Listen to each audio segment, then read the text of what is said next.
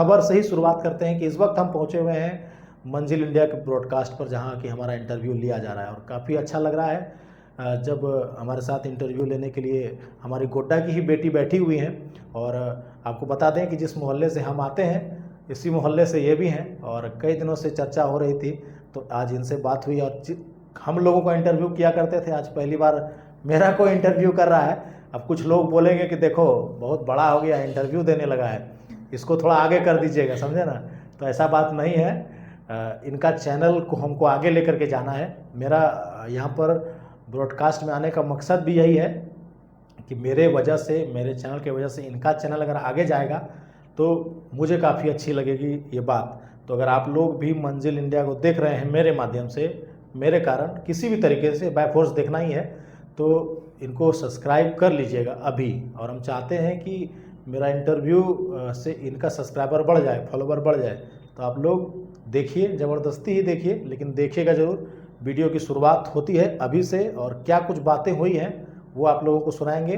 कुछ मेरा दोस्त लोग जो है वो इसको देखकर पूरा कमेंट करने वाला है, तो उन लोगों का कमेंट ब्लॉक कर दीजिएगा, कहे कि सब बहुत बदमाश सब है।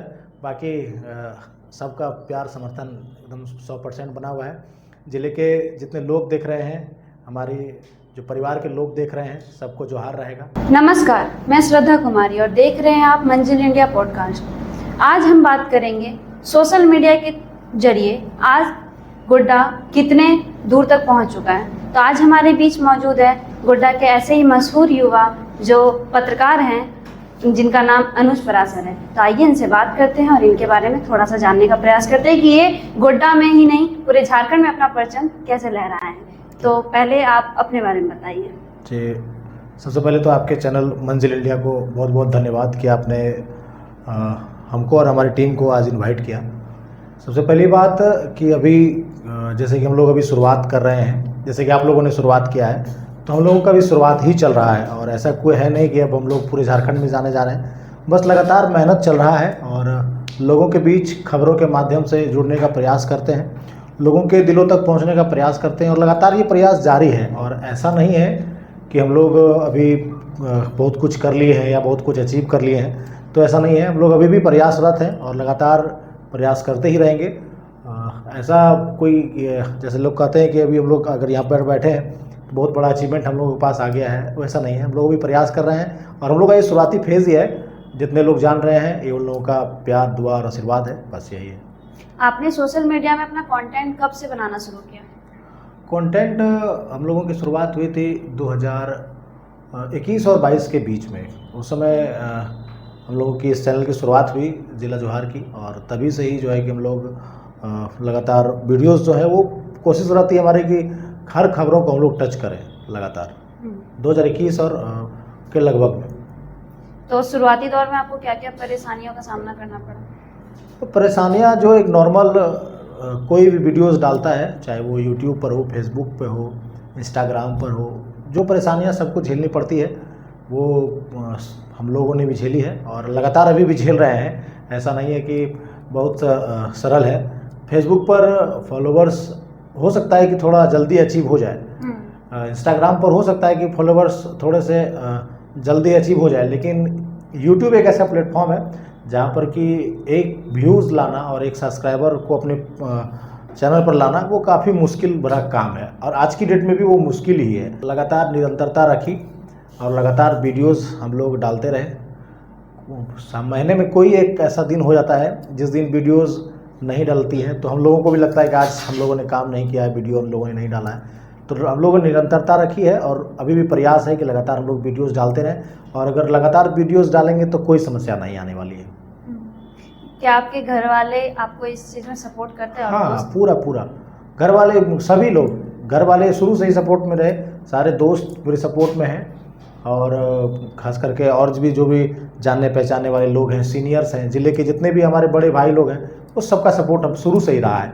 फर्स्ट डे से ही, जिस दिन से मैंने हाथ में माइक पकड़ा उस दिन से ही सबका सपोर्ट रहा है, और किसी ने बुरा नहीं चाहा, सबने सपोर्ट ही किया है। जहाँ तक हुआ सबका सपोर्ट शुरू से अंत तक हमको मिलता रहा।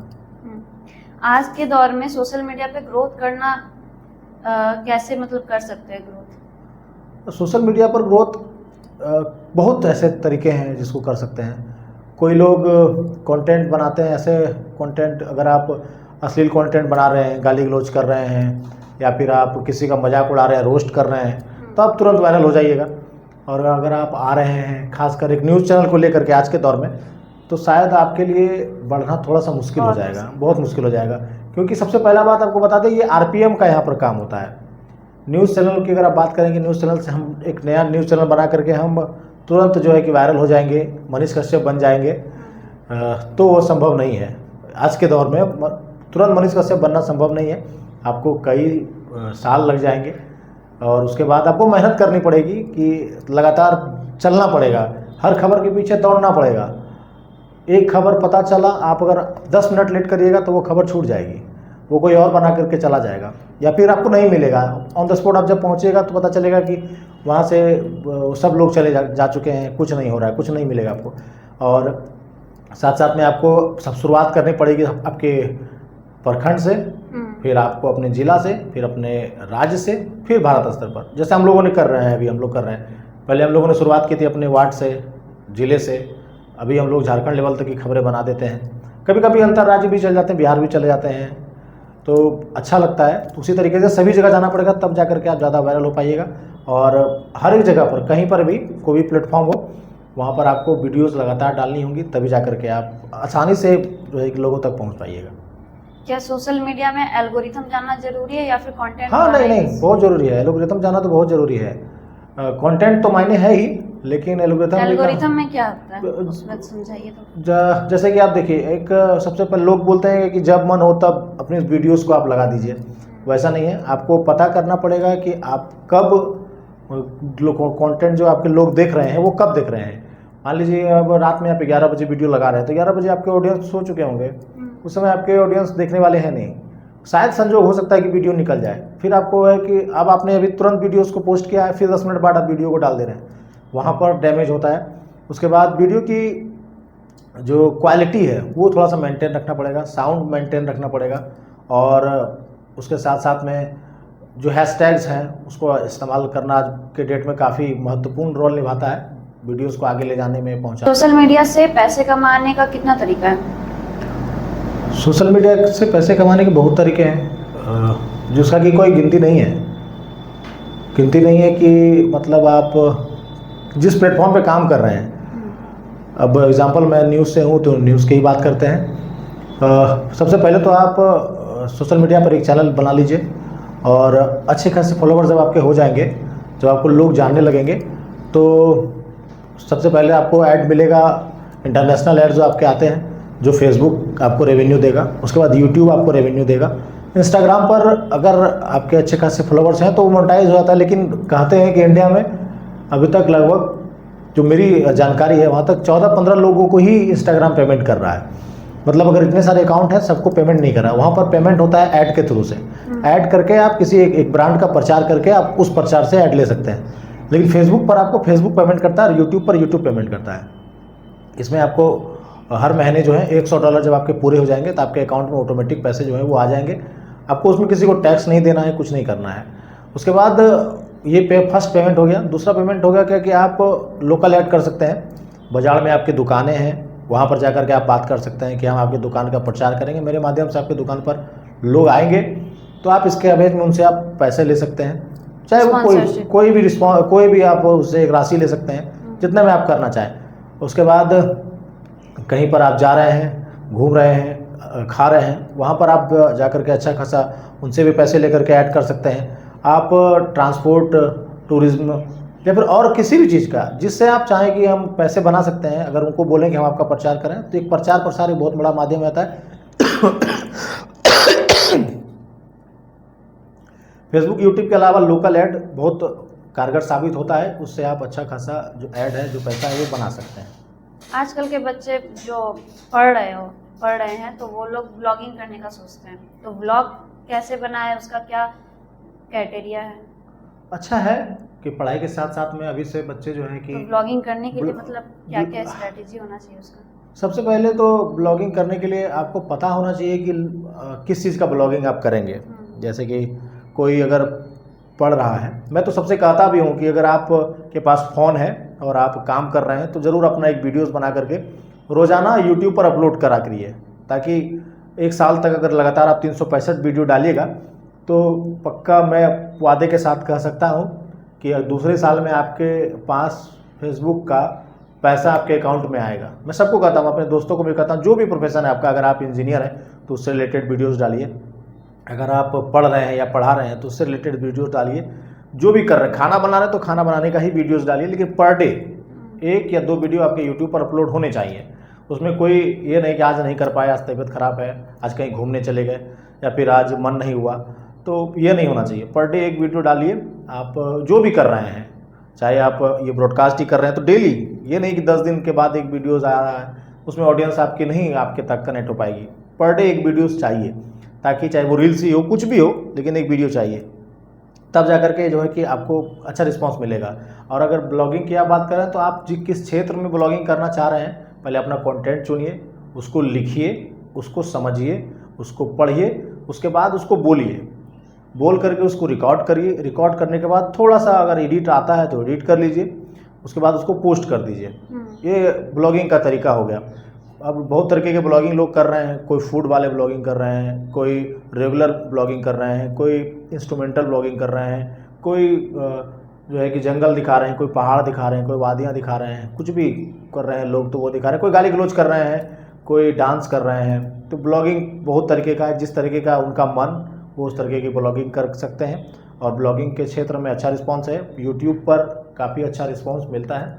और ब्लॉगिंग पे उन लोगों का आरपीएम भी अधिक होता है। जैसे कि मैं बता दूं आपको कि एक टेक्निकल गुरुजी लोग हैं, इन लोगों की जब वीडियोस आती हैं तो उन लोगों को ज़्यादा पैसा मिलता होगा। हमारे मनोज दे हैं झारखंड के, उन लोगों को ज़्यादा पैसा मिलता होगा, क्योंकि उन लोगों का कंटेंट लंबा होता है, लगभग 10 मिनट 15 मिनट तक वो लोग ब्लॉगिंग करते हैं या किसी के बारे में बताते हैं, तो वहाँ पर ऑडियंस ज़्यादा देर तक रुकती है। और न्यूज़ चैनल के माध्यम से यहाँ पर हम लोग 4 मिनट 5 मिनट की खबरें रखते हैं, जहाँ पर कि लोग कम देर तक ही रुकते हैं। तो ब्लॉगिंग में ज़्यादा चांसेस हैं, ज़्यादा पैसा बना सकते हैं। लॉन्ग वीडियो या फिर शॉर्ट्स में ज़्यादा पैसा आपको लॉन्ग वीडियो में ज़्यादा मिलने वाला है मेरे मुताबिक। शॉर्ट्स में अगर आप 10 मिलियन आपके व्यूज़ आते हैं तो 10 मिलियन व्यूज़ में आपको उतने पैसे, जितने पैसे मिलेंगे वो एक लॉन्ग वीडियो के हमको लगता है कि 1 मिलियन में मिल जाएंगे ये पैसे।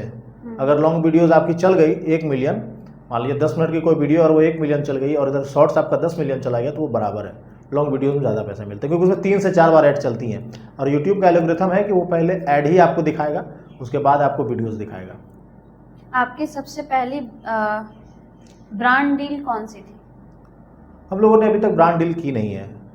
इंस्टाग्राम पर 2-3 ब्रांड से आई हुई है, लेकिन हम लोगों ने उसको नहीं किया है, क्योंकि समझ में नहीं आ रहा है, अभी शुरुआती है हमारा। और ब्रांड ऐसे लोकल ब्रांड्स तो हम लोगों ने बहुत सारे किए हैं, अनगिनत है। प्रचार हम लोगों से ज़्यादा, जिला जवाहर से ज़्यादा कोई नहीं करता है, ये लोग भी जानते हैं। और हमारे दोस्त लोग भी बोलते हैं कि जिला जवाहर प्रचार के मामले में आगे है। तो हम लोगों की लगभग कोई ऐसी कोई ब्रांड से टाई अप नहीं है, लेकिन कोई बड़ा ब्रांड भी हम लोगों ने बहुत किया, लेकिन कोई ऐसा नाम अभी याद नहीं है, क्योंकि बहुत सारे ऐसे वीडियोज़ हैं। हम लोगों ने अभी तक हज़ारों प्रचार लोकल कर चुके होंगे अभी तक। सोशल मीडिया में इनकम स्टेबल रहता है या फिर उतार चढ़ाव होते रहता है? उतार चढ़ाव है, जैसा काम वैसा दाम। अब आपके शहर में दिन भर बारिश हो रही है तो दिन भर हम लोगों के पास खबरें नहीं आती हैं, तो उस दिन हमारी वीडियोज़ नहीं लग पाती हैं, तो हो सकता है कि उस दिन हम लोगों का पैसा नहीं बने, और वैसा पैसा बनता भी नहीं है। अगर हम लोगों ने किसी महीने ज़्यादा मेहनत कर लिया तो ज़्यादा पैसे आ जाते हैं, या फिर अगर किसी महीने ज़्यादा मेहनत नहीं की तो कम पैसे आते हैं। कोई इसमें ये नहीं है कि वीडियोज़ नहीं भी बना रहे हैं तो फिर भी हमारे अकाउंट में पैसे आ रहे हैं, तो वैसा नहीं है, जैसा काम वैसा दाम। जी जी एकदम बिल्कुल। जो प्रचार है अब जिस तरह से हम लोग कर रहे हैं वो करते ही रहेंगे। अभी तक सोशल मीडिया से आप कितना अर्निंग कर चुके हैं लगभग? कोई एक फिक्स अमाउंट तो नहीं है, 2-3 चैनलें हैं हमारी। और कहाँ, यूट्यूब पे 2-3 चैनल है या फिर सबको मिला? नहीं, यूट्यूब पर एक ही चैनल है, बाकी फेक बहुत सारे बन चुके हैं, अभी लगभग 5-6 हैं। और हम लोग कोशिश भी कर रहे हैं कि उन लोगों को बोला जाए, लेकिन फिर भी नहीं सुन रहे हैं, उसमें ऐड नंबर वगैरह नहीं है। फेसबुक पर तो लगभग हमको लग रहा है कि 10-15 होंगे, और इंस्टाग्राम पे गिनती नहीं है अभी हमारे चैनल की। आपको हम बता देना चाहते हैं कि जिले का दूसरा नंबर चैनल जो है वो जिला जवाहर है यूट्यूब पर, और इंस्टाग्राम पर न्यूज़ चैनल में पहला हमारा चैनल है। आपको कभी अपने कॉम्पिटिटर से दिक्कत हुई है? हाँ, सबको होती है, होनी चाहिए। कॉम्पिटिटर से अगर दिक्कत नहीं होगा तो काम कैसे होगा? हम लोग तो सामने में बात करते हैं आपस में, हम लोग जो भी हमारे साथी लोग हैं, हम लोग तो बात करते हैं, कंपटीशन रखते हैं एक दूसरे में। खबर लगाने की होड़ रहती है कि खबर बनाए तो उसको जल्द से जल्द सबसे पहले रखना होगा। और सब ये नियम है, जो पहले रखेगा उसको लोग देखेंगे, जो बाद में रखेगा आप ही हमें बताइए कि जो वीडियोस एक बार आपने देख ली वो फिर आप दोबारा नहीं देखिएगा।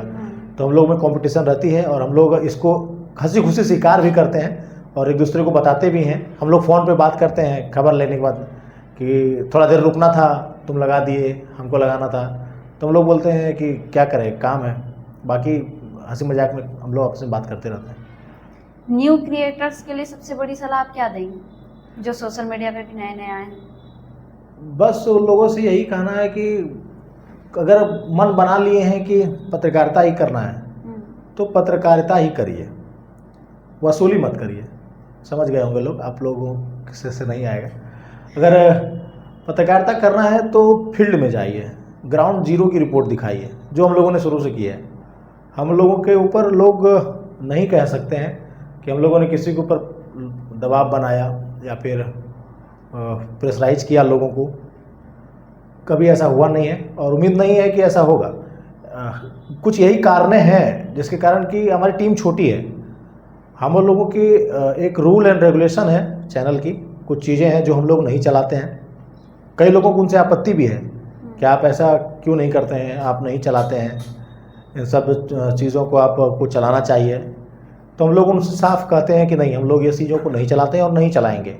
खास करके ज़मीन से जुड़ा मुद्दा, लोग हमें फ़ोन करते हैं तो हम साफ कह देते हैं कि जिला जवाहर में ज़मीन से जुड़ा मुद्दा नहीं चलता है, जब तक कि अति ना हो गया हो। चलाते हैं अगर किसी आदिवासी के साथ दुर्व्यवहार हो रहा है, उनके साथ ऐसी घटनाएं हो रही हैं तो हम लोग उसको कवर करते हैं। लेकिन किसी पर्सनल ज़मीन पर जहाँ पर कि कब्जा हो या फिर अवैध रूप से वहाँ पर प्रवेश करके रहा गया हो, उन सब चीज़ों से हम लोग दूर रहते हैं। और बाकी कोशिश करते हैं कि जो ज़िले की खबरें हैं, जो ज़िले का मुद्दा है, उसको दिखाने का प्रयास करते हैं। नए लोगों की आपने बात की तो हम कहना चाहेंगे कि अगर आप किसी भी क्षेत्र में जुड़ रहे हैं, ब्लॉगिंग करना चाह रहे हैं या फिर एक चैनल स्टार्ट करना चाह रहे हैं, चाहे वो किसी भी प्लेटफॉर्म पर हो, यूट्यूब, इंस्टाग्राम, तो कंटिन्यू आप बने रहिए और मेहनत करिए। फॉलोवर्स मायने नहीं रखते हैं, कभी नहीं।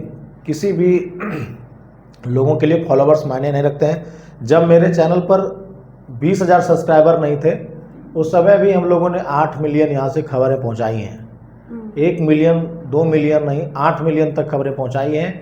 उसके बावजूद आदर्श आनंद जैसे कलाकार का इंटरव्यू हम लोगों ने किया है। गोड्डा जिला का पहला इंटरव्यू हम लोगों ने किया आदर्श आनंद का, भागलपुर के काफ़ी चर्चित हैं। और उसके बाद यहाँ से हमने रांची तक के चैनलों को उनके पास भेजा इंटरव्यू करने के लिए। पहला इंटरव्यू हमारा नीलोत्पल मिर्नाल का था।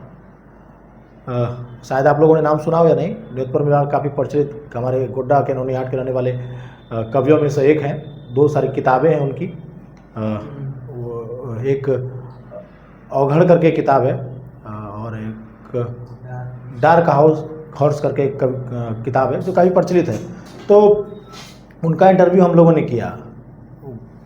ग्राउंड जीरो पर जाना है, वीडियोस बनाना है, तभी आप जाकर के सक्सेस हो पाइएगा। और फॉलोवर्स कभी मायने नहीं रखते हैं कि हम इस चीज़ को लेकर के थोड़ा सा पीछे हट जाएं कि हमारे पास फॉलोवर्स नहीं है तो लोग हमें नहीं देखेंगे। अगर आप कंटेंट अच्छा दीजिएगा तो लोग आपको देखेंगे, 100% देखेंगे, कोई दिक्कत नहीं है। आप बस मेहनत करिए। आज लोग आपको 100 देख रहे हैं, धीरे धीरे जब 200 लोग देखेंगे, पसंद करेंगे तो ऑटोमेटिक लोग आपको फॉलो करेंगे, सब्सक्राइब करेंगे।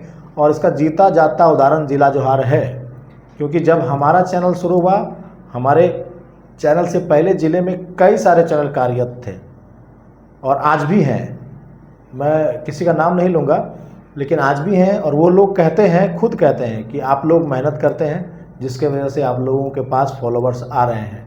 जी हाँ, वाजिब में हम लोग मेहनत करते हैं, हमारी टीम मेहनत करती है। और सबसे बड़ा बात क्या कि एक नियम होना चाहिए किसी भी चीज़ का। अगर आप कोई वीडियोस को डाल रहे हैं तो अभी फेसबुक के नए नियम के अनुसार उसका टाइटल, डिस्क्रिप्शन, थंबनेल के साथ में वीडियोस को पोस्ट करिए, तभी जाकर के फेसबुक आपको आगे लेके जाएगा, यूट्यूब आपको आगे लेकर के जाएगा। जो भी उसका क्राइटेरिया है उसको फिलफिल करिए, उसके बाद ही आप वीडियोस को आगे फॉरवर्ड करिए, लोगों तक शेयर करिए। थंबनेल पर ज़्यादा मेहनत करने की आवश्यकता है। यूट्यूब पर जो लोग नए हैं उनको हम बताने का प्रयास करते हैं कि थंबनेल को लेकर के आप लोग अच्छा काम करिए, ऑटोमेटिक लोग आपको देखेंगे। क्या सोशल मीडिया में परमानेंट करियर बनाना संभव है?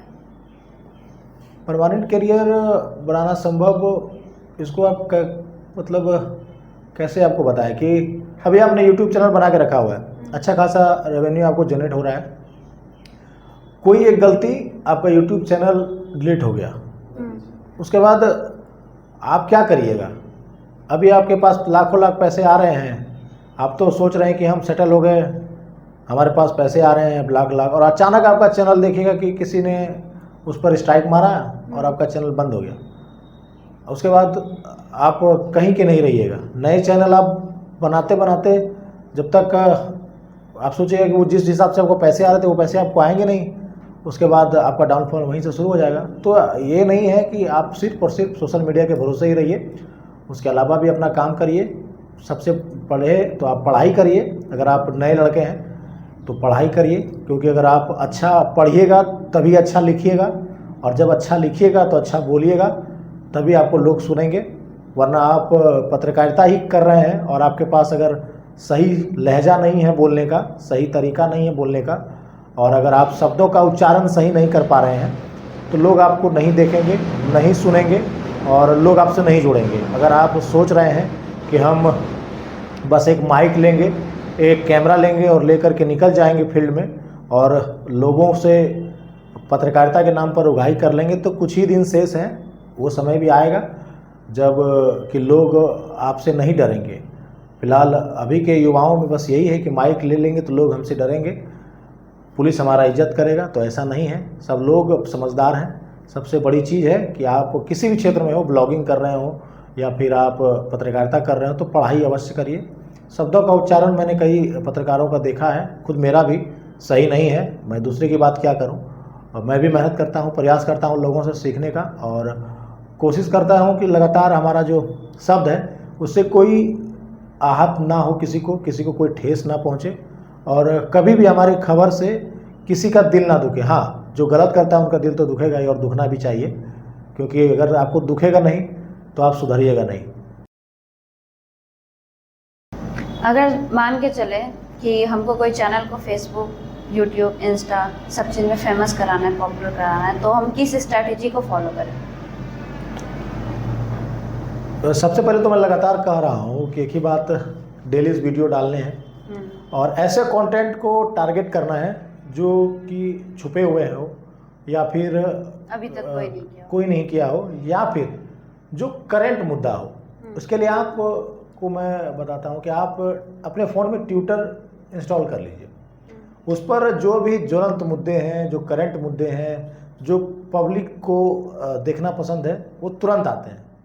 उस पर अगर आप वीडियोस बनाइएगा, स्क्रिप्टिंग करिएगा, तो आपको लोग देखेंगे भी, व्यूज़ भी मिलेगा और ज़्यादा पॉपुलर होने का चांस रहेगा, कम समय में ज़्यादा लोगों तक पहुंचने का चांस मिलेगा। उसका लिए यही है कि जो लोकल मुद्दा है, जो करंट मुद्दा है, जो जैसे कि अभी कुछ दिन पहले आपने ऑपरेशन सिंदूर देखा, तो सब लोग ऑपरेशन सिंदूर पे वीडियो बनाने लगे थे, और जिस न्यूज़ चैनल से मैं भी काम करता हूँ वहाँ से भी लगातार प्रेशर आ रहा है कि आप लोग ऑपरेशन सिंदूर पर खबर बनाइए, ऑपरेशन सिंदूर पर खबर नहीं, क्योंकि वो एट द टाइम का मुद्दा है। अभी आप जिस समय ये बन रहा है, ब्रॉडकास्ट हो रहा है, उस समय अभी सबसे बड़ा जो मुद्दा है देश के लिए वो है कोरोना वायरस, कि वो फिर से आ रहा है। तो आपको इस पर वीडियो बनाना होगा, तभी जाकर के लोग आपको देखेंगे।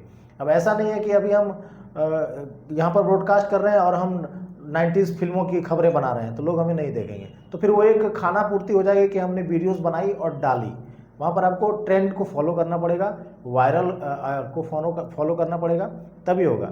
अगर आप झारखंड में काम कर रहे हैं तो झारखंड के जो वायरल लोग हैं, आप उनसे जाकर के मिलिए। आपको कंटेंट बनाने की आवश्यकता वहाँ पड़ेगी, वहाँ पर जाकर के आप अच्छा करिए, उन लोगों से बात करिए, उनके वीडियोस को बनाइए, देखिए आपको 1 महीने के अंदर रिस्पॉन्स मिलना शुरू हो जाएगा। आपने जिला जोहार नाम क्यों रखा, कुछ उसके पीछे की सोच? सोच ऐसी है कि सबसे पहले तो कि जोहार शब्द जो है वो आप लोग जानते ही हैं कि हमारे झारखंड में किस तरीके से लोगों से जब मिलते हैं तो जोहार करके एक दूसरे को संबोधित करते हैं। और जिला है तो जिला जोहार लोगों ने नाम रखा, और झारखंड को लेकर के इस नाम को हम लोगों ने रखा है, जो कि काफ़ी अच्छा है और बेहतरीन है, लाजवाब है, कोई तोड़ नहीं है इसका। क्योंकि जिला जोहार जो है कि वो अब बच्चों की जुबान पर है, हर अधिकारियों के जुबान पर है, हम खास करके हमारी माताएं एवं बहनों के जुबान पर है। और आपको बता दें कि ज़िले का हर वो छोटा बड़ा खबर कोई भी हो, जिला जोहार उसको तत्परता से कवर करता है और उसको प्राथमिकता से दिखाता है और उस पर असर भी होता है।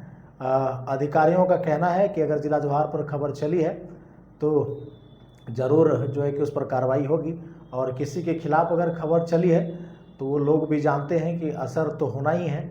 आपको बता दें कि कई सारे ऐसे काम हैं जो कि जिला जोहार ने अभी तक कीर्तिमान उसमें हासिल किया है। और सबसे बड़ा जो खबर हम लोगों का था उस पर 1 मिलियन व्यूज़ थे।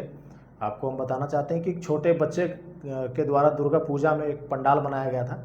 कुछ बच्चे थे शिवपुर मोहल्ले के, उन लोगों ने एक पंडाल बना करके, छोटा पंडाल माता दुर्गा का, और उसमें जिस तरीके से कि बड़ी बड़ी पंडालों में माता की मूर्ति स्थापित की जाती है उसी तरीके से उसको बनाया था और हम लोगों ने उसको कवर किया था। तो उसके बाद उस वीडियोस पर पहला मिलियन हम लोगों का लगा था, फर्स्ट मिलियन, इसीलिए याद है, वो कास्ट स्टोरी याद है कि पहली मिलियन खबर हम लोगों की जो गई थी वो वही गई थी कि माता दुर्गा का बच्चा लोगों ने पंडाल बनाया था और उसको हम लोगों ने कवर किया था। उसके बाद और सब न्यूज़ चैनलों ने इसको कवर किया, उन लोगों को भी खबरें मिलियंस में गई। तो जिला जोहार तभी से ही जो है कि लोगों के बीच पहुंचने लगा। और ख़ास करके एक किस्सा याद है कि हम लोगों ने खबर चलाई थी, दीपावली का समय था और लोगों को जो चाक मिलने थे फ्री में, कुछ पैसे देकर के चाक मिलते हैं, आधा पैसा शायद जमा करना पड़ता है, इलेक्ट्रॉनिक चाक मिलना था। हमारे शिवपुर रोड में कई सारे ऐसे जो भाई हैं उन लोगों को नहीं मिला था, तो हम लोगों ने खबरें चलाई थी और अगले दिन उन लोगों को चाक मिल गया था। तो उन लोगों ने फ़ोन करके बुलाया था, मिठाई वगैरह खिलाया था कि आपके खबर से। उसके बाद तो ये सिलसिला ही चलता गया कि हम लोगों ने खबरें चलाई और लगातार उस पर कार्रवाई सरकार के द्वारा, अधिकारियों के द्वारा, जिले के उच्च स्तरीय जो पदाधिकारी हैं उन लोगों के द्वारा किया जा रहा है। तो सबसे पहले एक बार हम उन लोगों का भी धन्यवाद करना चाहते हैं जो हमारी खबरों को देखकर उस पर प्राथमिकता से कार्रवाई करते हैं, पहल करते हैं और लोगों का समाधान करते हैं। झारखंड राज्य में खुद की संपत्ति और संस्कृति है, लेकिन फिर भी झारखंड को उतना दर्जा नहीं दिया जाता। यहाँ के लोग दिल्ली, मुंबई ऐसे शहर में जाके काम करते हैं, तो झारखंड को आगे तक नहीं ले जाते। तो आप एक क्रिएटर के माध्यम से क्या सलाह देंगे?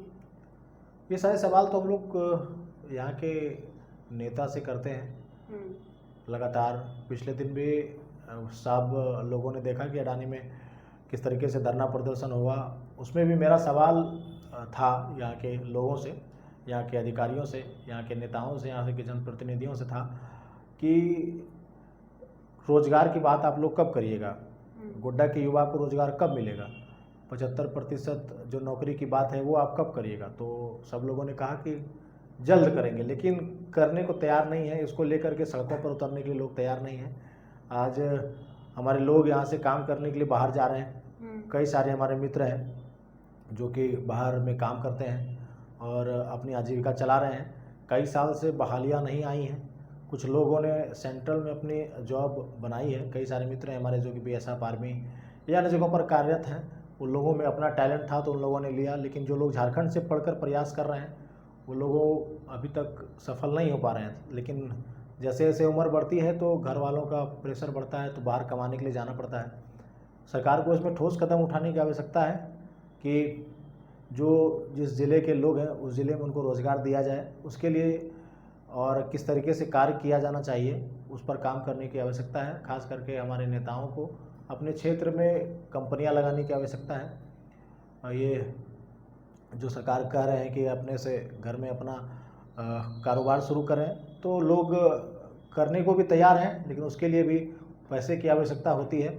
बैंक के चक्कर लोग लगाते हैं, अंत में थक जाते हैं, नहीं मिल पाता है।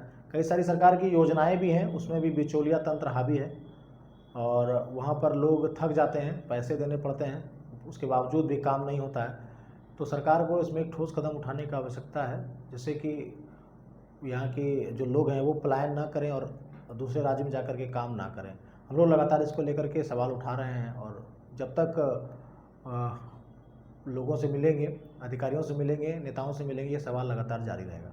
झारखंड में सिर्फ रोजगार को लेके ही दिक्कत नहीं है, एजुकेशन सिस्टम में भी दिक्कत है, तो इस पे आप क्या कहेंगे? जैसे अभी 12th का रिजल्ट आया, मई मंथ चल रहा है, अभी बच्चे अगर 12th का रिजल्ट अभी आता है तो वो बाहर के यूनिवर्सिटी में फिर एडमिशन कराना मुश्किल हो जाता है क्योंकि वहाँ पे डेट निकल जाता है। तो झारखंड वाले बच्चे तो बाहर जा नहीं पाते हैं जल्दी पढ़ने के लिए, तो इस पर आप क्या पूरे झारखंड की स्थिति की मैं बात बाद में करूँगा, पहले अपने ज़िले की स्थिति की बात करूँगा। आप देखिए कि यहाँ के बच्चे 10th देने के बाद बाहर जाते हैं, उसकी व्यवस्था यहाँ क्यों नहीं की जा रही है? जो पढ़ाई रांची में उपलब्ध होगी बच्चों को, वो पढ़ाई गोड्डा में क्यों नहीं हो रही है? इस पर काम करने की आवश्यकता है। हमारे बच्चे यहाँ से बाहर जाएंगे रांची, अन्य प्रदेश में जाकर के वो पढ़ाई करेंगे, गार्जियन के हाथ से वो निकल जाएंगे, उनके ऊपर किसी का प्रेशर नहीं रहेगा, उनको देखने वाला कोई नहीं रहेगा। अगर यही सुविधा गोड्डा में मिल जाएगी तो बच्चे क्यों जाएंगे बाहर पढ़ने के लिए? उनको सबसे पहले तो गोड्डा में ही पढ़ाई देना चाहिए। उसके बाद झारखंड की अगर बात कर रहे हैं तो सभी जगह के जो सरकारी स्कूल है वहाँ की स्थिति आप देख ही रहे होंगे कि किस तरीके से वहाँ पर सिर्फ बच्चे खाने के लिए पहुँच रहे हैं, पढ़ने के लिए नहीं।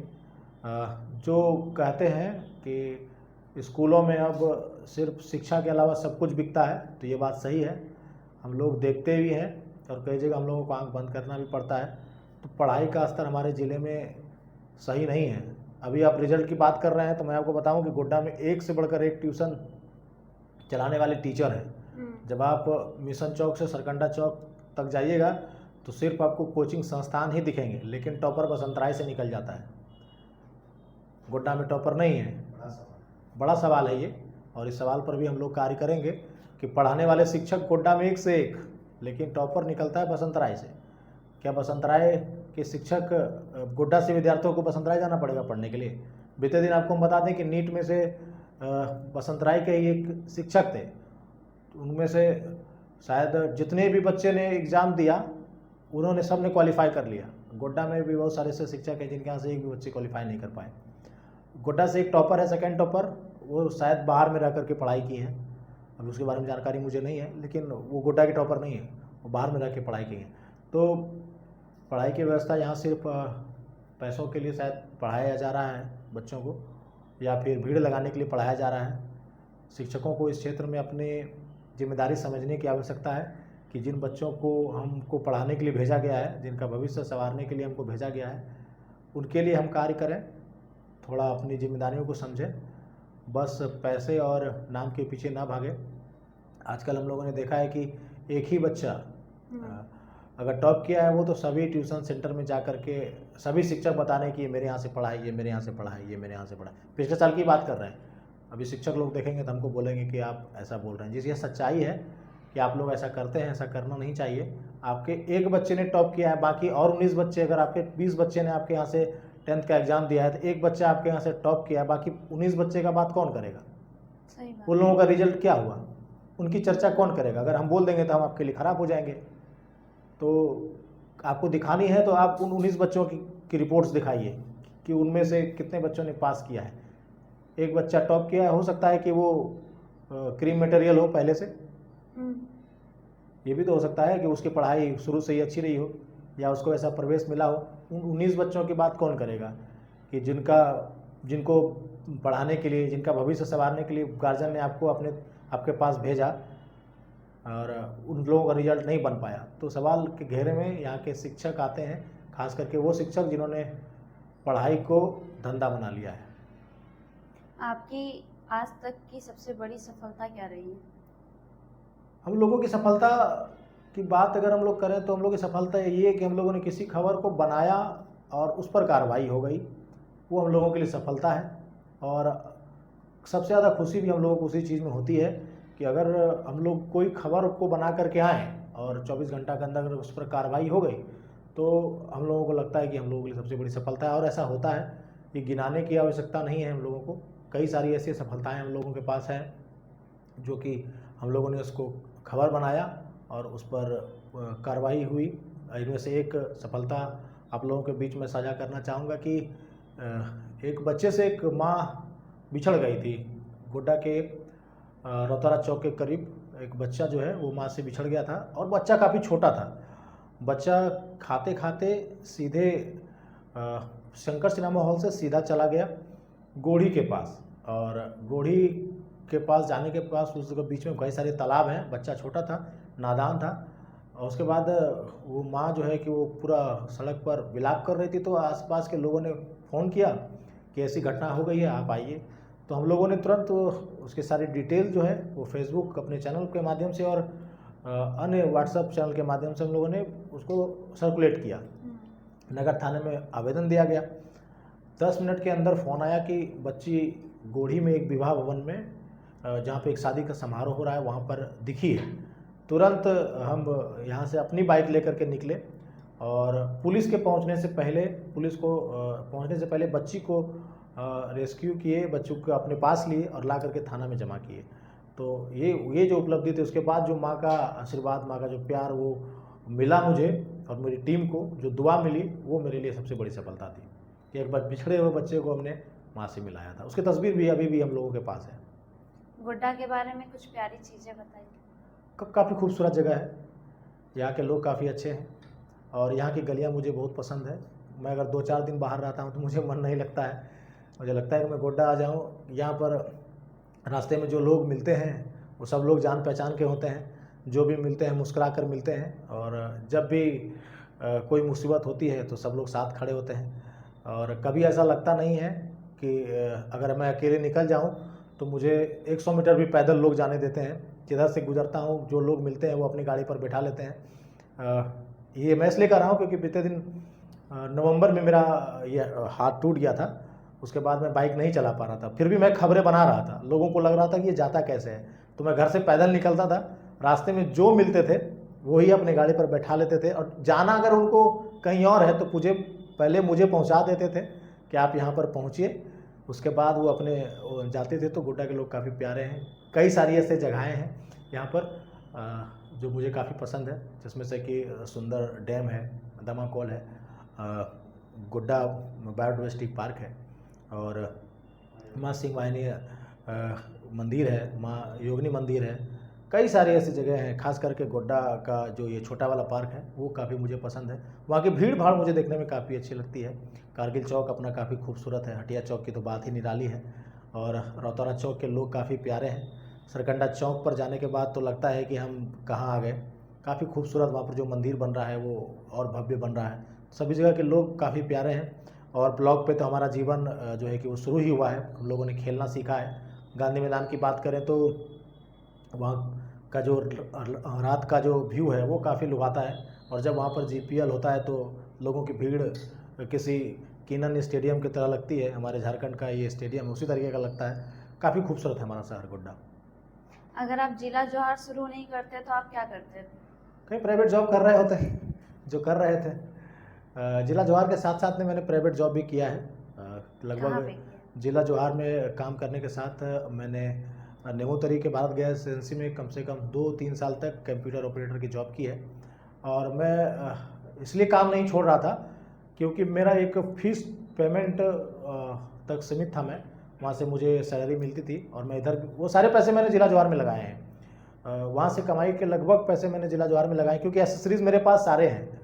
मेरे पास एसेसरीज़ की कमी नहीं है। मेरे पास आधुनिक कैमरे हैं, मेरे पास आधुनिक माइक है, मेरे पास लाइटें हैं, मेरे पास सिस्टम है, सेटअप मेरे पास हर एक चीज़ का है।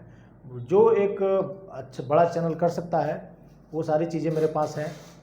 वो टेक्नोलॉजी है, वो टीम है मेरे पास जो मैं कर सकता हूँ। कोई भी चीज़ को मैंने आज तक ये नहीं प्रयास किया कि मैं नहीं करूँगा। मैं उसको कंपटीशन के तौर पर लेता हूँ। अगर मैंने कह दिया कि मैं करूँगा तो मेरी पूरी टीम उसको करने में लग जाती है, चाहे जैसे भी हो, किसी भी तरीके से उसको पूरा करती है मेरी टीम काफ़ी मजबूत है। और मुझे नहीं लगता कि जितनी सक्रियता से मेरी टीम काम करती है कोई और करता होगा। हर एक चीज़ पर निगरानी रखी जाती है मेरी टीम के द्वारा, एक एक शब्द पर निगरानी रखी जाती है। और अगर खबरें डिलीट होती हैं मेरे चैनल तो मेरी गलती के कारण ही डिलीट होती है, मेरी टीम गलती नहीं करती है। अगर फिर से पोस्ट करना होता है तो उसको सुधार करके पोस्ट किया जाता है। अब जल्दीबाजी में मैं ही गलती कर देता हूँ, जिसकी वजह से कि उसका खामियाजा मुझे भुगतना पड़ता है। और आपको मैं बता दूं कि जो मेरा जिला जोहार का जो चैनल बंद हुआ था, वो मेरे ही गलती की वजह से बैंड हुआ था। मैंने एक तस्वीर लगा दी थी जल्दीबाजी में ही, खबर जल्दीबाजी में पोस्ट करने के कारण। अगर लेट से लगाता तो शायद वो नहीं हुआ होता, और आज अच्छे खासे हम लोगों के अधिक फॉलोवर होते। फिर भी आज भी जो है हमारे फॉलोवर तो मैं कभी कहता भी नहीं हूँ। मैं जितने भी आप कभी भी मेरी वीडियोस को देखिएगा तो मैं कहता हूँ कि मेरे परिवार, यानी कि जिला जोहार का जो परिवार है आज 40,000 का हो गया है। और सच में आज यूट्यूब पर हमारा 40,000 का परिवार पूरा हो गया है, और उसी पर आप लोगों के बीच पहुँचे हैं।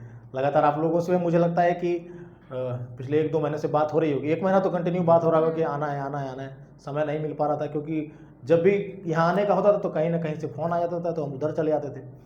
और आप लोग लगातार बोल रहे थे तो मुझे भी ख़राब लग रहा था। मेरी टीम भी वो लगातार मुझे बोल रही है कि आप इतना दिन से बुला रहे हैं, आप जा नहीं रहे हैं, क्या सोचेगा कि ईगो वाला आदमी है। तो हमने बोला नहीं, फ़ोन करते हैं हम खुद से कि भैया देखिए समय नहीं मिल पा रहा है। सो जब भी यहाँ आने का, आज भी वही हुआ। अभी जो ये ब्रॉडकास्ट शूट हो रहा है, इससे पहले 5 बजे का समय था यहाँ पहुँचने का, और 5 बजे मैं एक इंटरव्यू कर रहा था।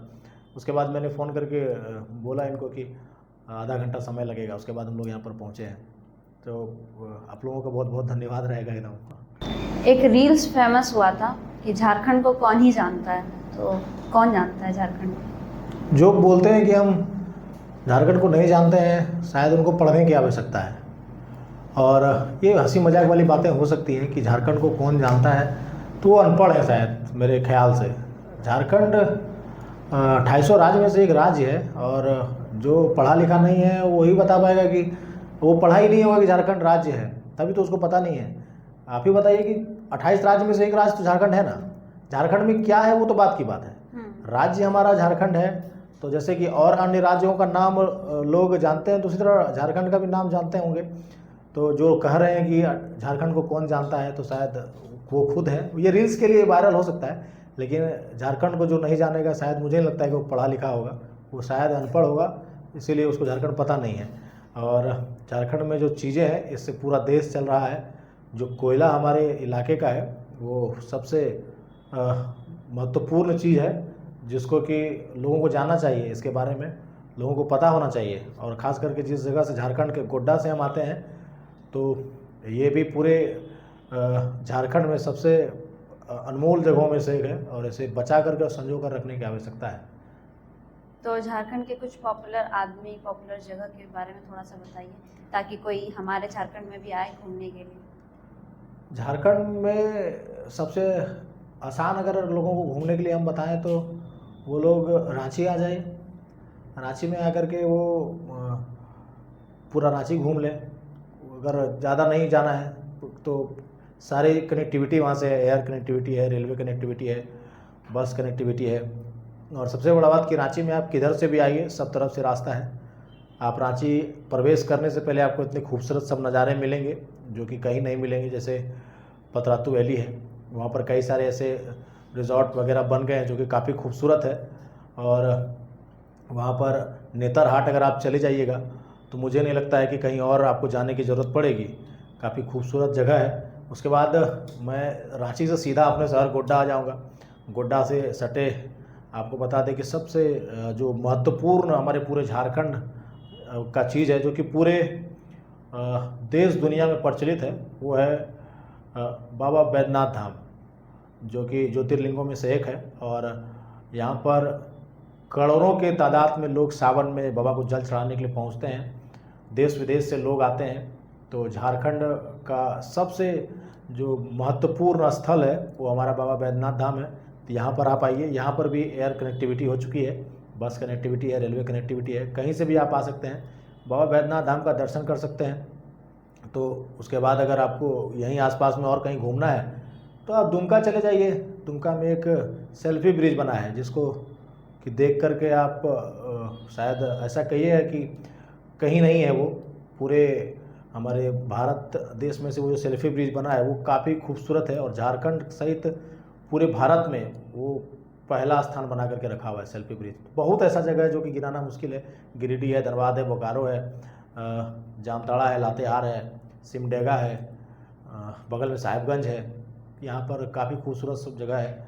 गिरिडीह में आप पारसनाथ हिल जाइए, जहाँ पर जो कई सारे समुदाय के लोग उसको मानते हैं। हमारे आदिवासी समुदाय के लोग, हिंदू समुदाय के लोग, जैन समुदाय के लोग, सब लोग उसको मानते हैं। तो काफ़ी खूबसूरत जगह में से एक है और काफ़ी ऐसे जगह हैं जहाँ पर के लोगों को गूगल करने की आवश्यकता पड़ जाएगी, बताना संभव नहीं है। कभी किसी क्रिएटर्स की रील्स देख के आपको जलन हुई है? हाँ, हुआ है। जलन नहीं होगा तो कैसे लगेगा कि हाँ वो हमसे अच्छा कर रहा है। तो ऐसा नहीं है कि उसको जलन जो है कि उसको हम किसी और तरीके से लेते हैं, लेकिन हाँ देख करके लगता है कि हमें भी इस तरीके की करने की आवश्यकता है और उससे सबक लेते हैं कि हाँ अगर ये अच्छा कर रहा है तो कैसे कर रहा है, उससे सीखने का प्रयास करते हैं और उससे बेहतर करने का प्रयास करते हैं और बेहतर करके दिखाते भी हैं। तो आप रिपोर्टिंग जो करते हैं उसका थोड़ा सा रिव्यू दे दीजिए, कैसे स्टार्ट करते हैं? स्टार्ट जब नया नया चैनल था तो उस समय होड़ लगी रहती थी खबरें बनाने की और ये लगता था कि नाम बोलेंगे तो शायद लोग पहचानेंगे और लोग पहचानेंगे तो इज्जत मिलेगी और काफ़ी अच्छा लगता था। तो शुरुआत उसमें करते थे कि नमस्कार, मेरा नाम अनुज और आप देख रहे हैं जिला जोहार।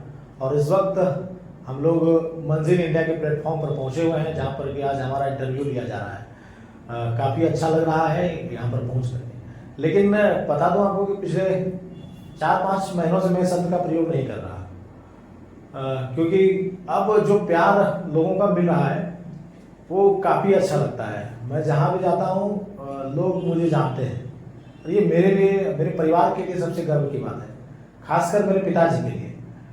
मेरे पिताजी को काफ़ी गर्व महसूस होता है जब कि लोग उनको कहते हैं कि आप जिला जवाहर वाले के पिताजी हैं क्या।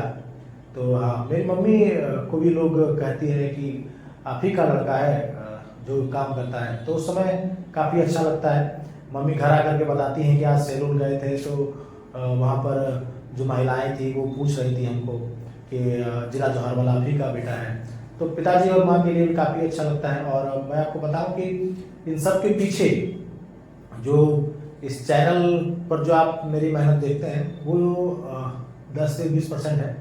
इसका पूरा जो मेहनत है हमारे बड़े भाई हैं आनंद प्रासन, वो कहे तो जिला जवाहर की रीढ़ है। और जो भी चीज़ है पूरा चैनल को मैनेज करना, उसके ऊपर स्ट्राइक, कॉपीराइट या फिर जो भी उसके पीछे क्राइटेरिया है या फिर कुछ भी थंबनेल चेंज करना, लोगो बदलना या फिर अपडेट करना, हर एक चीज़ को तुरंत उस पर नज़र रखना, हमारे व्हाट्सएप चैनल को मैनेज करना। हमारा ऑडियंस सिर्फ फेसबुक, यूट्यूब और इंस्टाग्राम पर नहीं है। हमारे लगभग 10 से 12 हज़ार जो ऑडियंस है वो पर्सनल ऑडियंस है। व्हाट्सएप पर लोग हमसे जुड़े हुए हैं। 33-35 हमारा ग्रुप है, जब जो सारे ग्रुप फुल हैं, कोई लोग लेफ्ट नहीं करता है। वो एक खबर अगर हम लोगों ने उसमें डाल दी तो समझिए कि 35,000 लोगों तक जाती है, सिर्फ एक व्हाट्सएप ग्रुप, जिससे कि मुझे नहीं लगता कि आज तक कोई लेफ्ट करते हैं। वो सारा मैनेजमेंट जो है वो वही देखते हैं। मैं कभी कदाल वो जब नहीं रहते हैं तो मैं खबर को शेयर करता हूँ। तो मेरे इस चैनल को शुरू करने में जितना योगदान मेरा है उससे कहीं ज़्यादा योगदान मेरे बड़े भाई आनंद का है। वो पूरा इसको देखते हैं और आपको बता दें कि किसी प्रकार का कोई समस्या अगर आता है तो वो सारा सॉल्व वही करते हैं। आप सिर्फ मुझे कैमरा के सामने देखते हैं, मेरी आवाज़ को सुनते हैं और मैं आप लोगों तक पहुंचता हूं, लेकिन उसके पीछे का सारा मेहनत जो मेरी पूरी टीम का है, जिसमें से कि सबसे बड़ा योगदान हमारे बड़े भाई का है। और ये शुरुआत जो आपने कहा कि किस तरीके से करते हैं, वो पहले करते थे नाम के लिए, लेकिन अब किसी भी चौक पर, किसी भी जगह पर खड़ा हो जाते हैं तो लोग पहचानते हैं। तो अब इस चीज़ को थोड़ा सा कम कर दिए हैं, बोलना नहीं बोलते हैं, अब सीधा खबर से ही शुरुआत करते हैं कि इस वक्त हम पहुंचे हुए हैं मंजिल इंडिया के ब्रॉडकास्ट पर जहां कि हमारा इंटरव्यू लिया जा रहा है। और काफ़ी अच्छा लग रहा है जब हमारे साथ इंटरव्यू लेने के लिए हमारी गोड्डा की ही बेटी बैठी हुई हैं। और आपको बता दें कि जिस मोहल्ले से हम आते हैं इसी मोहल्ले से ये भी हैं और कई दिनों से चर्चा हो रही थी, तो आज इनसे बात हुई। और हम लोगों को इंटरव्यू किया करते थे, आज पहली बार मेरा कोई इंटरव्यू कर रहा है। अब कुछ लोग बोलेंगे कि देखो बहुत बड़ा हो गया, इंटरव्यू देने लगा है। पर्सनल लाइफ के बारे में बताइए कि बचपन से लेकर आज तक की पढ़ाई क्या रही, आपकी कहाँ रही? जी, सबसे पहले तो मैं अपना परिचय आप लोगों को दे दूं। मेरा नाम अनुज परासर है और ऐसे लोग अनुज झा के नाम से भी जानते हैं। मेरे पिताजी का नाम राजीव झा है और मैं गोड्डा ज़िला का ही रहने वाला हूँ। मैं एक मिडिल क्लास फैमिली से बिलोंग करता हूँ और मेरे पिताजी जो हैं वो शुरू से ही संघर्ष के पहले टीचर रहे हैं, प्राइवेट टीचर, और अभी वो बिजली विभाग में कार्यरत हैं। ऐसे तो मेरा जन्म गोड्डा में ही हुआ है, लेकिन मेरा जो घर है वो गोड्डा के पथरगामा के तरडिया में है। ऐसे मेरा एक घर और है जो कि ठाकुर गंगटी है। ठाकुर गंगटी में भी हम लोग रहे हैं। मेरे दादा दादी जो हैं वहाँ भी रहे हैं, वहाँ भी मेरा आवास है, और तरडिया में भी मेरा घर है, और गोड्डा में भी हम लोगों ने घर बना करके यहाँ से हम लोगों ने पढ़ाई लिखाई की है। जन्म मेरा गोड्डा में ही हुआ है। उसके बाद जो प्रारंभिक पढ़ाई जो मेरी हुई है वो गोड्डा के भारत भारती पब्लिक स्कूल से हुई है। उसके बाद मैंने 10th जो है वो मर्जी में स्कूल के थ्रू से दिया है। उसके बाद 12th जो है मैंने गोड्डा कॉलेज से किया, ग्रेजुएशन भी मैंने गोड्डा कॉलेज से ही किया है। उसके बाद पढ़ाई के बाद सीधा मेरा जो है उसके बाद मैं घर परिवार में फंस कर रह गया और कमाई में लग गया। कहिए तो कि घर परिवार का थोड़ा प्रेशर ज़्यादा था, तो पार्ट टाइम जॉब करने लगा। पार्ट टाइम जॉब करते करते करते करते कब वो फुल टाइम हो गया पता नहीं चला। पढ़ाई भी जारी रही, दोस्त यार के साथ ज़्यादा रहा, और शुरू से ही थोड़ा नटखट रहा हूँ। लोगों को परेशान ज़्यादा किया है, मोहल्ले वासियों को परेशान ज़्यादा किया है, सब लोग तंग रहते थे। खेलने में रुचि थी मेरी, कबड्डी में खेलता था और कबड्डी का नेशनल प्लेयर हूँ मैं। उसके बाद एक समय आया कि सब कुछ छूट गया। फिर पार्ट टाइम, जैसा कि मैंने बताया, पार्ट टाइम के बाद मैं फुल टाइम जॉब में लग गया। उसके बाद अचानक से एंट्री कोरोना काल के बाद पत्रकारिता में हो गई, और अभी मैं सिर्फ पत्रकारिता ही कर रहा हूँ। मैं सैटेलाइट न्यूज़ चैनल से भी जुड़ा हुआ हूँ। इस ब्रॉडकास्ट के दरमियान मेरा खुद का चैनल है जिला जोहार, और मैं पब्लिक ऐप पर भी काम कर रहा हूँ। अभी फ़िलहाल मेरी यही पहचान है। तो आपकी शादी हो गई? शादी अभी नहीं हुई है, लेकिन कब तक कर लेंगे शादी? शादी कोशिश है कि घर वालों का प्रेशर है, लेकिन देखते हैं। प्रयास है कि 1-2 साल के अंदर जो है कि वो हो जाए। और आपको शादी से रिलेटेड बताएं कि ये जिला जोहार जो है उसके पीछे जिससे मेरी शादी होने वाली है उसका भी बड़ा योगदान है। करीबन 13-14 साल से हम लोग साथ में हैं, और उसका भी बहुत बड़ा योगदान है, क्योंकि जिस तरीके से कहे तो कि शादी होने के बाद जिस तरीके से लोग रहते हैं उस तरीके से हम लोग साथ में हैं, और सारा ख्याल जो है कि वो हमारा वो उसी तरीके से रखती हैं। और उसके पीछे, यहाँ तक पहुँचने के पीछे की जो वजह भी है तो कहीं ना कहीं वही है कि कोशिश उसका भी उतना ही रहता है जितना हम करते हैं। समय से थोड़ा सा उसको पंगा है मेरा कि मैं रात भर अगर कहीं बाहर आता हूँ तो थोड़ा उसको लेकर के विवाद होते रहता है। उसका कहना है कि पत्रकारिता करते हैं ठीक है, लेकिन समय को ध्यान में रख के करिए, समय से घर आइए और ज़्यादा इधर उधर नहीं करना है। उसको लगता है कि पत्रकारिता के बदला जो है मैं मज़ा कर रहा हूँ, एंजॉय कर रहा हूँ और जगह जगह घूम रहा हूँ। तो उसको लगता है कि मैंने पत्रकारिता इसलिए चुना है ताकि मुझे घर से बाहर रहना पड़े और बाहर का खाना मिले। और मम्मी भी मेरी परेशान रहती है कि ये पत्रकारिता के कारण खाना जो है घर में ठीक से नहीं खाता है और ये बाहर ज़्यादा खाता है। तो क्या करें, मेरा दोस्त लोग जो है काफ़ी बदमाश सब है, वो लोग बाहर ही जो है कि मुझे ज़्यादा खाने के लिए प्रेरित करता है, क्योंकि सब लोग बाहर से हैं और सब लोग अभी बड़े अच्छा जॉब पर है। कोई दुकानदार है, खासकर गोड्डा के जो लोग हैं वो सब दुकानदार ही हैं, सब लोग अपना अपना बिजनेस कर रहा है। तो उन लोगों की छुट्टी जो है, कहते हैं ना कि वो लोग दुकान बढ़ा करके निकलता है, तो सब लोग 9-10 बजे दुकान बढ़ा कर निकलते हैं, इसलिए सबसे मुलाकात उसी समय होती है। तो शादी की बात जहाँ तक रही कि कोशिश है कि अब 1-2 साल में कर लिया जाए, बाकी किससे होगी वो फिक्स है, उसका वो तय है हम लोगों का पहले से ही कि वो लव मैरिज ही होगा। तो फाइनली पूरे पॉडकास्ट में कैसा लगा? आप लोगों का ये जो ब्रॉडकास्ट है इसको मैं एक कहे तो कि नए तरीके से पेश करने का भी प्रयास करूँगा। और इस ब्रॉडकास्ट के बाद कई सारे लोगों को मैं ये ब्रॉडकास्ट भेज करके ये कहूँगा कि आप लोग भी श्रद्धा का सपोर्ट करिए, ताकि ये गोड्डा की बेटी जो है वो अच्छा कंटेंट आप लोगों के बीच लाए। आप लोग तो मुझे रोज़ देखते ही हैं और मैं आप लोगों को रोज़ नए नए लोगों से मिलाता हूं। तो आज इस ब्रॉडकास्ट के माध्यम से मैं आपको श्रद्धा से भी मिला रहा हूं, जो कि गोड्डा की बेटी हैं और धीरे धीरे कर ही अच्छा बोल लेती हैं। मैंने गोड्डा में 2-4 लड़कियों को देखा है जो बोलती हैं, लेकिन श्रद्धा में वो टैलेंट है कि ये अच्छा बोलती हैं और मुझे लग रहा है कि धीरे धीरे ये काफ़ी अच्छा बोलेंगी, मुझसे भी अच्छा बोलेंगी। तो अब जो लोग ब्रॉडकास्ट देख रहे हैं, अगर आप भी ब्रॉडकास्ट में शामिल होना चाहते हैं तो आप इनसे संपर्क करिए एक बार और इनके ब्रॉडकास्ट में शामिल होइए। और कई सारे ऐसे लोग हैं जो अब इस वीडियो को देखने के बाद आपके ब्रॉडकास्ट में आएंगे और मैं भेजूंगा उन लोगों को। कोशिश रहेगा कि आप लोग श्रद्धा का सपोर्ट करिएगा, जैसे भी हो। अगर आप फिनेंशियली कर सकते हैं तो करिएगा, अगर आप ऐसे आते हैं तो आप लोगों का स्वागत ज़रूर रहेगा। इस ब्रॉडकास्ट में आकर के काफ़ी अच्छा लगा। काफ़ी देर का ये ब्रॉडकास्ट हो गया, मुझे लगता है करीबन 1 से 1.5 घंटे का ये ब्रॉडकास्ट हो गया। पता नहीं एडिट कैसे होगा, मुझे ये सोचकर लग रहा है कि 7-8-10 मिनट की खबर मैं एडिट करने बैठता हूँ तो पसीना निकलने लगता है। बाकी अभी लोगों की टीम है मंजिल इंडिया की, शायद अच्छा कर रहे हैं और मुझे अब देखने में लगेगा कि मैं कैसा बोल रहा हूँ। आप लोग कमेंट में ज़रूर बताइएगा।